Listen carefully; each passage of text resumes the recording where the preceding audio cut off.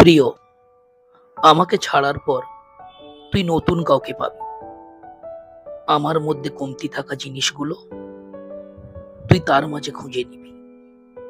সত্যি বলতে, তাকে পেয়ে তুই প্রথমে ভাববি আমি বেটার একজনকে পেয়েছি। প্রথম প্রথম সে তোর সব অতীত মেনে নেবে। তোকে পাওয়া বা ইমপ্রেস করার জন্য যা যা প্রয়োজন তাই তাই করবে। এক কথায় তোর সব শর্ত দুঃখ নিজের করে নেবে। শুধু অপেক্ষায় থাকবে তোকে কাছে পাওয়ার জন্য।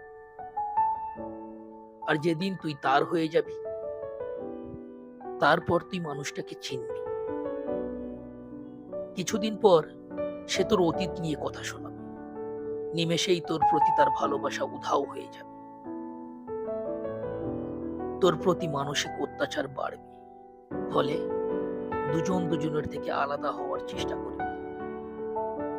আর তখনই তোর মনে হবে ছিল তো একজন যে আমার খুশিতে খুশি হতো, যে আমার দুঃখে দুঃখী হতো।